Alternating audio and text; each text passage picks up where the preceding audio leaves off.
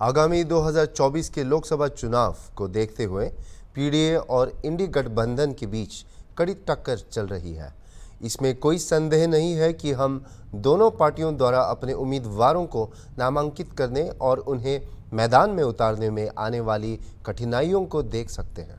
आइए हमारे संवाददाता से सुनते हैं इस मामले को लेकर हो रही चर्चा। नमस्कार दोस्तों, मैं शिव कृपाल मिश्रा और आप देख रहे हैं हॉर्नबिल टीवी। जैसा कि आप सभी जानते हैं, लोकसभा चुनाव अपने पूरे शबाब पे चालू हो चुका है और इन लोकसभा चुनाव के मद्देनज़र पहले चरण के जो चुनाव था उसकी नामांकन प्रक्रिया आज खत्म हो गई और इसी के साथ दूसरे चरण की नामांकन प्रक्रिया का जो सिलसिला था आज से शुरू भी हो गया। लेकिन इस दौरान अगर आप देखें तो पूरे भारतवर्ष में जिस तरह की एक सियासी होड़ तोड़ लगी है अपने अपने प्रत्याशियों को निकालने का, अपने अपने प्रत्याशियों के दावों का भरने का, पर्चा दाखिल करने का, उसमें उत्तर प्रदेश भी अछूता नहीं है। उत्तर प्रदेश में अगर हम देखें तो जहां एक तरफ एनडीए और दूसरी तरफ इंडी अलायंस है, वो दोनों प्रत्याशी अपने अपने उतारने में एक दूसरे का मुंह जरूर देख रहे हैं। भले ही भारतीय जनता पार्टी एक दावा कर रही हो कि उसकी इस बार 80 की 80 सीटें उसकी झोली में आएंगी, इसके बावजूद पूर्वांचल में तमाम ऐसी सीटें हैं जहां पर भाजपा अभी तक अपने प्रत्याशी घोषित नहीं कर पाई है, या यूँ कहें कि घोषित करने में आपाधापी मची है, या फिर उनको समझ में नहीं आ रहा कि पूर्वांचल की उन सीटों पर खासकर बलिया, गाजीपुर और इसके साथ ही अन्य जो जिले हैं उनके कैसे प्रत्याशी घोषित करें। इसके साथ ही अगर हम देखें तो बहुजन समाज पार्टी ने भी अभी तक पूर्वांचल में 13 की 13 सीटों पर अपने प्रत्याशी घोषित नहीं किए हैं। वहीं दूसरी तरफ इंडी अलायंस, जिसके समाजवादी पार्टी और कांग्रेस एक बड़े घटक दल हैं, वो भी अपने प्रत्याशी उतारने में आप जैसा कि देख रहे हैं कि कैसे एक दूसरे के बीच तनातनी मची हुई है। इन तनातनी में समाजवादी पार्टी भी हाशिए पर है, खासकर रामपुर और मुरादाबाद सीट को लेकर। यहाँ तक कि मेरठ में भी यह सिलसिला समाजवादी पार्टी का नहीं रुका और मेरठ में भी आज उनको किसी जैसे तैसे प्रत्याशी बदलना पड़ा। तो कुल मिलाकर अमेठी और रायबरेली सीट को अगर आप देखें तो वहाँ पर भी पेशम पेश मची हुई है। भले ही भारतीय जनता पार्टी अपने पूरे दमखम से अपनी बातों को दावा कर रही है कि 80 सीट पर चुनाव लड़ेगी, लेकिन रायबरेली से कौन लड़ेगा वह अब तक वह भी नहीं खोल सकी अपने पत्ते। और कांग्रेस ने भी अभी तक अमेठी और रायबरेली में अपने पूरे एक तरह से देखा जाए तो संशय बनाए रखा है। इन सब बातों के बीच हमारे साथ इस समय भारतीय जनता पार्टी से मनीष रस्तोगी जी हैं और समाजवादी पार्टी से इस समय हमारे साथ शोगेंद्र यादव जी हैं और साथ में हमारे साथ हमारे सहयोगी इस समय ऋषि भारद्वाज भी हैं, जो हम बात करेंगे इस डिबेट में कि भारतवर्ष में जो लोकसभा चुनाव का एक यह संगम चालू है उसमें उत्तर प्रदेश के क्या हालात हैं। तो हम सबसे पहले जानेंगे मनीष रस्तोगी जी से कि भारतीय जनता पार्टी आखिर किस संशय में है। मनीष जी, आपका हमारे टीवी हॉर्नबिल टीवी में बहुत बहुत स्वागत है। सबसे पहले हम आप ही से, जैसा कि हमने आपको क्वेश्चन दिया भी, तो आप इस पे क्या सोचते हैं, क्या आप? देखिए, भारतीय जनता पार्टी, ये सही बात है कि उत्तर प्रदेश में पूरी 80 की 80 सीटें जीतने जा रही है। जो आपने बोला कि 12-13 सीटों पे अभी संशय मचा हुआ है, अभी इस पे घोषणा नहीं हुई है लोगों की, लेकिन ऐसा कुछ नहीं है। यहाँ पे हम लोग के पास सारे प्रत्याशी आ चुके हैं। बस ये है कि घोषणा होने में थोड़ा समय है, वो विलम्ब है, वो हो जाएगी, उसमें कोई संशय नहीं बचा है। वहाँ पर जो भी भारतीय जनता पार्टी से प्रत्याशी हैं उन सबको पता चल चुका है कि हमें यहाँ पे चुनाव लड़ना है। घोषणा मात्र एक थोड़ा सा वो है, तो घोषणा हो जाएगी जल्द से जल्द। आप घोषणा तो तय है कि हो जाएगी, वो आज नहीं होगी तो कल हो जाएगी, लेकिन जिस तरह से दावा था भारतीय जनता पार्टी का और उनको ये लग रहा था कि 80 की 80 सीटें उनके झोली में हैं, तो इसका मतलब कि वो पहले से कुछ तय कर चुके होंगे ना। तो आखिर वो कौन से कारण हैं कि वो इन जिलों में, और खासकर अभी आप देखिए आपके बगल में रायबरेली जिला है, वहाँ तक भी भारतीय जनता पार्टी घोषित अपनी सीट नहीं कर पाई है। देखिए, 80 से 80 सीटें ये 100% है कि भारतीय जनता पार्टी जीत रही है। और जो जो आप घोषित करने की बात कर रहे हैं, ये तो आप लोग रट लिए हैं, 80 से 80 सीटें जीत रही हैं। हम ये जानना चाहते हैं कि इस रटंत विद्या में के पीछे वो कौन सी विद्या है कि इन सीटों में संशय मचा हुआ है। संशय ये मचा हुआ है कि हर सीट के ऊपर, क्योंकि वहाँ की क्षेत्र की जनता सब ये जान रही है भाजपा जीत रही है, और हमारी पार्टी से बड़े बड़े गद्दावर नेता हैं जो वहाँ पे अपना टिकट मांग रहे हैं। अब उन्हीं गद्दावर नेताओं में से हमें पार्टी को एक नेता चुनना है, तो ये है कि सबसे आखिरी तक के देखा जाएगा, जिसका भी प्रभुत्व वहाँ ज़्यादा होगा उसको ही टिकट दिया जाएगा, और उसमें कोई संशय नहीं है। हम लोग अभी भी कह रहे हैं 80 में 80 सीटें जीत रहे हैं। जैसा कि आपने बोला रायबरेली अमेठी में भी आप देखिए कि गांधी परिवार अपना हाथ पूरा पीछे खींच चुका है, जो कि उन्हीं की 2 सीटें हुआ करती थी किसी ज़माने में, माननीय राहुल गांधी जी और हमारी सोनिया गांधी जी। राहुल गांधी जी पिछली बार ही अपना जो अमेठी छोड़कर भाग चुके हैं। सोनिया गांधी जी को भी अब की बार अंदेशा हो गया था कि हमारी रायबरेली सीट हार रही है, इसलिए वो पहले ही जा करके जयपुर से अपना राजस्थान से उन्होंने अपना राज्यसभा से सदस्यता ले ली है।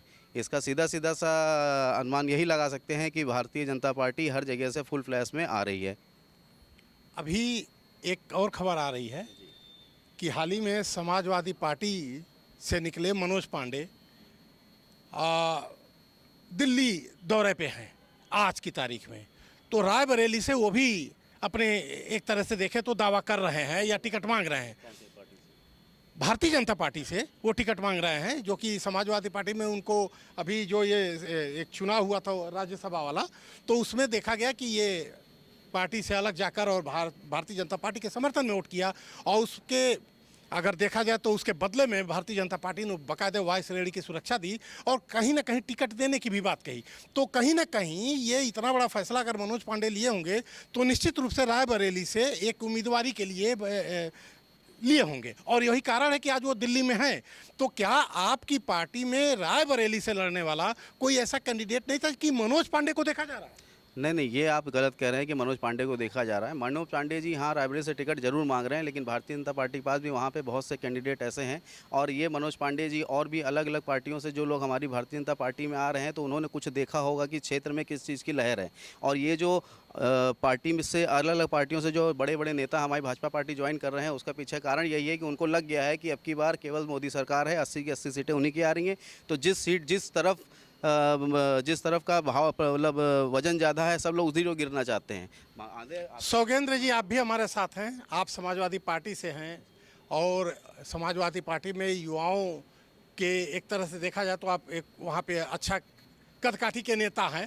तो आप क्या सोचते हैं, जैसा कि अभी आपने देखा कि मनीष जी ने कैसे कहा कि 80 की 80 सीटों पर इनका दावा है और ये मान के चल रहे हैं कि ये जीत चुके हैं, आप क्या कहेंगे? देखिए, बहुत बहुत धन्यवाद आपका। देखिए, मनीष भाई ने एक अच्छी बात कही कि 80 की 80 सीटें जीत रहे हैं, मगर गलत ये है कि 80 की 80 हार रहे हैं। बात तो आप जी 80 की 80 हार रहे हैं, जीत नहीं रहे हैं। और रही बात, अब आप ये कैसे कह रहे हैं कि वो हार रहे हैं? आप तो अभी अपनी ही सीटों पे प्रत्याशी नहीं तय कर पा रहे हैं। आपके यहाँ खुद ही विरोधाभास है, आजम खान, अखिलेश यादव, इसके अलावा अभी आपको कोई प्रत्याशी रामपुर का नहीं मिला तो दिल्ली से उठा के ले आया, एक मौलाना को टिकट दिया। तो अभी तो आपके यहाँ सीटों को लेकर ये आप हरा कैसे रहे? देखिए, समाजवादी पार्टी एक ऐसी पार्टी है जिसमें यह तय नहीं होता किसको टिकट मिलेगा। टिकट किसी को भी मिल सकता है, ये पार्टी नेतृत्व तय करता है। पार्टी के राष्ट्रीय अध्यक्ष आदरणीय अखिलेश यादव जी तय करते हैं। कोई बड़ी बात नहीं, मौलाना साहब को टिकट मिला है, पार्टी किसी को भी टिकट देती है, ज़मीन से उठा के टिकट दे देती है। और रही बात रामपुर और मुरादाबाद की, तो जो पार्टी ने जो निर्णय लिया, आदरणीय राष्ट्रीय अध्यक्ष ने जो निर्णय लिया, वो सही है, ना किसी के दबाव में है। वो खुद पार्टी के मुखिया हैं और पूर्व मुख्यमंत्री हैं उत्तर प्रदेश के, वो स्वतंत्र है निर्णय लेने में, और जो निर्णय लिया है उन्होंने वो सही लिया है। और रही बात मुरादाबाद की, जैसे अभी कई लोग कह रहे हैं कि आजम खान साहब का दबाव है, तो अगर आपको भी याद होगा, हमें भी याद है, इससे पहले जब 2019 में चुनाव हुआ था, तो एसटी हसन साहब का चुनाव जब हुआ था तो मुरादाबाद से उनका टिकट आजम खान साहब ही नहीं कराया था, और ये बात एसटी हसन साहब भी स्वीकार कर रहे हैं। और उन्होंने ये भी कहा है आज कि आजम खान साहब का एहसान है हम पे कि उन्होंने मुरादाबाद से हमें टिकट दिलाया था। तो आजम खान साहब की कोई बात नहीं, राष्ट्रीय अध्यक्ष जी ने जरूर किसी न किसी की बात। आजम खान साहब की ये बात नहीं थी कि रुचि वीरा को मुरादाबाद से टिकट दे दिया जाए। आजम खान की ये बात थी कि रुचि वीरा को बिजनौर से टिकट दे दिया जाए, लेकिन बिजनौर से टिकट घोषित हो जाने की वजह से कोई ऑप्शन नहीं जब बचा तो मुरादाबाद पे अड़ गए, ऐसा माना जा रहा है। ऐसी खबरें निकल के आ रही हैं। नहीं, ऐसी कोई बात नहीं है। जैसा आप कह रहे हैं, वो उनकी जो राष्ट्रीय अध्यक्ष जी अभी पिछले दिनों जेल भी मिलने गए थे। अब आजम साहब हमारी पार्टी अच्छा खैर, ये तो आप आजम खान और अपने राष्ट्रीय अध्यक्ष से नीचे उतरेंगे नहीं, क्योंकि आपके यहाँ कोई पार्टी है नहीं, सब कुछ जो है सर्वे सर्वा आपके राष्ट्रीय अध्यक्ष हैं। खैर नहीं, वो ऐसी कोई बात नहीं। हमारे हमारे यहाँ एक कहने कार्यकर्ता अभी को टिकट मनीष मिलता है। मनीष जी ने जैसे कहा कि 80 की 80 सीटें हम जीत रहे हैं, और आपने कहा 80 के 80 हार रहे हैं। तो ये आप कैसे कह रहे हैं? हम कह रहे हैं 80 के आपकी जमा इन्हें प्रत्याशी नहीं मिल रहे हैं। पूर्वांचल की कई सीटें अभी प्रत्याशी नहीं ढूंढ पाए। रायबरेली अमेठी प्रत्याशी नहीं ढूंढ रहे। नहीं, अमेठी में तो स्मृति ईरानी रायबरेली जो मनोज पांडे जी की बात कर रहे हैं कि समाजवादी पार्टी से छोड़ के एक विधायक हैं, समाजवादी पार्टी के थे, मनोज पांडे जी गए हैं, और आपने बताया वो दिल्ली में भी हैं 1-2 दिन से। तो हमारी शुभकामनाएं कि उनको टिकट मिले, और शुभकामनाएं ये भी कि जो है वो चुनाव हार के आएंगे रायबरेली से। और खुशी की बात हमारे लिए ये है कि ऊंचा हार उपचुनाव हम जीतेंगे। और मनोज पांडे की रही बात ये कि वो उनकी अंतरात्मा ने जो आवाज़ दी है और केंद्रीय सुरक्षा बल जो उन्हें मिला है, तो हम उनसे एक ही बात कहना चाहेंगे, अगर उस समाजवादी पार्टी में रहते तो उनके कार्यकर्ता इतने मजबूत हैं कि उन्हें सुरक्षा की ज़रूरत न पड़ती। आज उन्हें भाजपा में जाने के बाद भी अगर केंद्रीय सुरक्षा की ज़रूरत पड़ रही तो ये एक अब आप जान ही सकते हैं। नहीं, तो उनको आखिर किससे भय हो गया? आखिर समाजवादी पार्टी में थे तो उनको इतनी सुरक्षा नहीं दी गई थी। जैसे ही उस समाजवादी पार्टी से निकले तो उनको वाइस श्रेणी की सुरक्षा मिल जाती है। तो क्या वो उनको समाजवादी पार्टी का उनको मालूम है कि समाजवादी पार्टी में हम जब तक हैं तब तक सुरक्षित है, और नहीं रहेंगे तो हमारे लिए सुरक्षा की दृष्टि थोड़ी कमज़ोर हो जाएगी। इसलिए उनको मालूम है कि समाजवादी पार्टी का आचरण क्या है। आचरण उनका गुंडई का है समाजवादी पार्टी का। तो उस गुंडई से बचने के लिए इन्होंने जो है भाजपा में आए हैं, और भाजपा में आकर के अपनी सुरक्षा मांगी है। इसीलिए उनको उस गुंडई से सुरक्षा देने के लिए वायु श्रेणी की सुरक्षा दी जा रही है। तो मतलब वायु श्रेणी की सुरक्षा के साथ साथ क्या उनको टिकट भी दिया जा रहा है रायबरेली? ये तो हमारा संगठन घोषित करेगा, क्योंकि हमारे पास कोई एक अध्यक्ष नहीं है, हमारा संगठन होता है। हमारी भाजपा पार्टी, हमारे पास एक आदमी नहीं होता है, हम लोग का संगठन होता है। संगठन ही हर चीज़ पर विचार विमर्श करने के बाद अपनी जो है घोषणा करता है। सौगंध जी, जैसा कि अभी आप कह रहे थे कि 80 की 80 सीट हारेंगे, और आप पूरे अपने कॉन्फिडेंस के साथ कह रहे हैं कि हमारी पार्टी हराएगी, जबकि देखा जाए तो भारतीय जनता पार्टी ही नहीं, समाजवादी पार्टी भी पूर्वांचल में तमाम जिले हैं जहाँ जहाँ भाजपा ने नहीं उतारे हैं, वहाँ वहाँ अभी तक आप भी नहीं उतार पाए हैं। ऐसा इनकी तो ये बता रहे हैं 80 के 80, ये तो सीटिंग एमपी हैं इनके, और सरकार है 2-2 जगह। अगर ये प्रत्याशी नहीं उतार पा रहे तो इनसे पूछे इनके क्या कारण है। हम तो विचार विमर्श कर रहे हैं, और हमारे पास समय है, हम प्रत्याशी जरूर उतारेंगे और अच्छे प्रत्याशी देंगे। इनके कई एमपी होंगे इस बार जिनकी जमानत जब्त हो जाएगी, अपनी जमानत नहीं बचाएंगे, वादे के साथ मैं आपके टीवी चैनल पर कह के जा रहा हूँ। अच्छा, कहाँ के एमपी की जमानत जब्त हो आप जाएगी? रायबरेली लगा के देख लीजिए, मनोज पांडे जी को टिकट दे ले। मनोज पांडे जी इनके बड़े खास हो गए ना। समाजवादी पार्टी में थे तो खराब नेता थे, अब इनके पास गए तो बड़े साफ धुले हो गए। मनोज पांडे जी को टिकट देके देखिए, हमारा जनपद उन्नाव है, हरा के न भेजे तो जो कहिएगा वो आपके टीवी चैनल पे बोल के जा रहे हैं। उनकी जमानत जब्त हो जाएगी, जो आभा मंडल लेके चल रहे केंद्रीय रिजर्व पुलिस बल, उनकी औकात समझ में आ जाएगी। जी मनीष जी, देखिए, ये सब ये लोग ख्याली पुलाव पका रहे हैं, इन लोगों को खाली पुलाव पकाने दीजिए। ऐसा कुछ नहीं है। जो पार्टी अपना एक स्टेट देखती है, उस स्टेट में उसके पास 80 के 80 प्रत्याशी ना हो, जिसमें उसको किसी बाहरी पार्टी कांग्रेस को लेकर के 17-18 सीटें उसको देनी पड़ जाए। ऐसी सीटें कौन सी क्या है? हमारा गठबंधन वही पुराना चला रहा है। हमसे ज्यादा गठबंधन इनके, गिनती करके बता दे कितने गठबंधन इनके, ये गिनती करके बता दे यहीं पे। नहीं वैसे मनीष जी, गठबंधन इनके बता जैसे दें। जो बात हो रही है कि इनके पास प्रत्याशी नहीं है, तो अगर देखा जाए तो प्रत्याशी तो एक तरह से देखा जाए तो भारतीय जनता पार्टी के पास भी नहीं है, क्योंकि कई ऐसी सीटें हैं। अभी जैसे अभी जो चर्चा चल रही थी रायबरेली की, रायबरेली में जो संशय है वो आप तय मानिए कि वो मनोज पांडे की वजह से है। तो मतलब अगर क्या आपके पास ही प्रत्याशी नहीं है कि मनोज पांडे की तरफ देखना? हम कैसे मान लें कि तय मान लें भाई? वो ये कैसे कह सकते हैं कि हम लोग तय मान लें कि मनोज पांडे वजह से रुका हुआ है? ये तो हम लोग जिस पार्टी से, उस पार्टी संगठन में इतने बड़े बड़े नेता पड़े हुए हैं कि वो कहीं से भी वहीं उसको हर क्षेत्र में, हर जिले में उनके पास इतने बड़े बड़े पार्टी के नेता हैं, किसी को भी लड़ा सकते हैं। अभी अम्बेडकर नगर, एक उदाहरण दे रहा हूँ, अम्बेडकर नगर में जी ने इतना काम कर दिया है क्षेत्र में जनता के लिए कि हम लोगों के लिए बहुत अच्छी मोदी जी ने तो खैर वो तो सोना बरस रहा है। मेरे कहने का मतलब ये है कि अम्बेडकर नगर एक सीट है जहाँ से रितेश पांडे बसपा से सांसद थे। रितेश पांडे अभी हाल ही पिछले महीने भाजपा में आए और फिर से भाजपा ने उनको भाजपा से प्रत्याशी बनाया। तो इसको आप क्या कहें? देखिए, क्या भारतीय जनता पार्टी के पास अम्बेडकर नगर में संगठन नहीं था, या वहाँ यूनिट नहीं था, या वहाँ कोई ऐसा प्रत्याशी नहीं था जो देखिए, अगर रितेश पांडे जी जैसे भाजपा में आए हैं और वहाँ पे वो उनका छवि उनके क्षेत्र में अच्छी है, उनको ये लग रहा है कि अगर अच्छी, ये जरूरी नहीं है कि हर पार्टी में खराब छवि के नेता हों, हर पार्टी में कुछ अच्छी छवि के नेता भी होते हैं जिनसे क्षेत्र में छवि उनकी अच्छी होती है। अगर वो पार्टी अच्छी छवि के नेता हमारी पार्टी ज्वाइन कर रहा है तो हमारे लिए बहुत अच्छी चीज़ है कि उसने वो समझा कि उस अच्छी छवि के नेता की अच्छी मतलब अच्छी कौन सी पार्टी उसके लिए रहेगी जो उसमें वहाँ पे लड़ाई लड़े। नहीं, वैसे आपकी पार्टी में के नेता है, इसलिए उन्होंने भाजपा ज्वाइन करी। आपकी उनको पार्टी ऐसा लग में रहा था कि बसपा आपकी और पार्टी में सपा तो वैसे भी उनका चाहे नहीं है। कोई भी आ जाए तो अच्छी छवि का ही होता है, क्योंकि भारतीय जनता पार्टी छवि को प्रबुद्ध लोगों की पार्टी है, पढ़े लिखों की पार्टी है, समझदार लोगों की पार्टी है, इसलिए यहाँ पे अच्छा ही अच्छा रहता है। और एक कहावत होती है ना, जैसी संगत वैसी रंगत। अब आप क्या कहेंगे? देखिए, एक बात हम मनीष भाई से कहना चाहेंगे। मनीष भाई ने एक बात कही कि रितेश पांडे अच्छे लोग थे और बीजेपी में आ गए, और यही मनीष भाई लोग थे, इनके संगठन के लोग थे कि जब वो भाजपा नहीं ज्वाइन किए थे तो उनको ऐसी ऐसी गालियां दे रहे थे कि हम आपके चैनल पे नहीं बोल सकते। भाजपा ज्वाइन किए, वो अच्छे आदमी हो गए।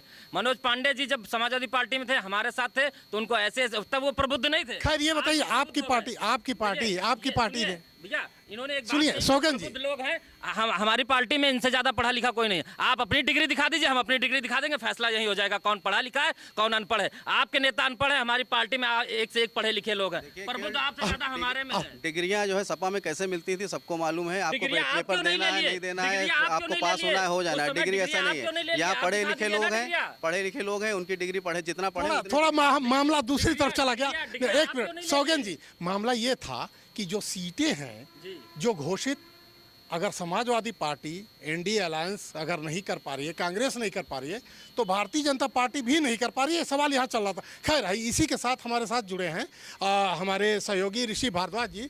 ऋषि जी, आपसे भी इसी तरह का सवाल है। भारतीय जनता पार्टी को आपने सुना, समाजवादी पार्टी और उसके गठबंधन घटक दल को भी आपने सुना, साथ ही में बहुजन समाज पार्टी एक ऐसी है जो किसी घटक दल नहीं है, किसी न एनडीए के साथ है न एनडीए के साथ है, लेकिन यह माना जा रहा है कि वो कहीं ना कहीं अपरोक्ष रूप से एनडीए को सपोर्ट कर रही है, ऐसा लोग कह रहे हैं। और यही कारण है कि पूर्वांचल की 13 सीटें अभी तक बहुजन समाज पार्टी ने एक भी प्रत्याशी नहीं घोषित किया है। आप क्या इसको मानते हैं? आप इसको कैसे देखते हैं? देखिए शिव, बहुत सीधी सी बात मैं आपको बता दूं कि भारतीय जनता पार्टी हो, मतलब एनडीए गठबंधन हो या एनडी गठबंधन, दोनों के साथ परेशानी ये आ रही है कि वो ये समझ ही नहीं पा रहे हैं कि हम किस क्षेत्र में कौन सा प्रत्याशी दें।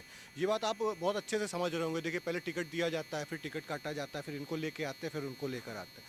इतने सालों से जो मेहनत कर रहा था क्षेत्र में, वो आज बीजेपी की तरफ से अगर देख ली तो रितेश पांडे को लाके बैठा दिया गया, जबकि वहाँ पर बीजेपी के पहले से भी जो नेता थे वहाँ पर मेहनत कर रहे थे, ज़मीन तैयार कर रहे थे, लेकिन उनका कहीं नाम नहीं। इंद्रजीत सरोज की भी बात की जाए तो अगर इंद्रजीत सरोज को भी काफ़ी डोरे डाले गए बीजेपी की तरफ से, कई बड़े नेता इनके लगे हुए थे, लेकिन इंद्रजीत सरोज नहीं आए। तो अभी भी ये समझ ही नहीं पा रहे हैं कि हम जातीय समीकरण पे खेल के आगे बढ़ें या हम ये मान के चलें कि राम मंदिर जो हमने बना दिया है उसकी लहर बहुत ज़बरदस्त है तो उसके नाम पर अगर वोट मिल जाए। लेकिन कहीं ना कहीं ये है, मुझे ऐसा लगता है कि भारतीय जनता पार्टी ये मान के चल रही है कि राम मंदिर के नाम पर उनको बहुत ज़्यादा वोट मिलने वाला नहीं है। वरना आप देखिए ना कि फिर वो जातीय समीकरणों के पीछे इतना ना भागती। और मेरा सवाल ये था कि बहुजन समाज पार्टी, मैं सारी बातों के आपके जवाब दे रहा हूँ एक एक करके। तो अभी भी आप देखिए बहुत सी ऐसी सीटें हैं जहाँ पर इनके प्रत्याशी तैयार ही नहीं है। पीलीभीत से आपने वरुण का टिकट काट दिया, ठीक है, अच्छा किया। आपने मेनका को टिकट दे दिया, जबकि ये हो ये रहा था कि मेनका का टिकट कटेगा उम्र की बात से, और उम्र की बात पे भी आप कायम नहीं हो, क्योंकि आपको लग रहा है कि अगर उम्र के मामले पे अगर हम आगे बढ़ते हैं, दृढ़ता से काम करते हैं तो हमारी पार्टी में ही। और जो राम मंदिर का एक बहुत बड़ा इन्होंने माहौल बनाया था, वो भी, उस पर भी प्रश्न चिन्ह लग जाएगा। अब बात करते हैं भारतीय जनता पार्टी के बाद समाजवादी पार्टी की।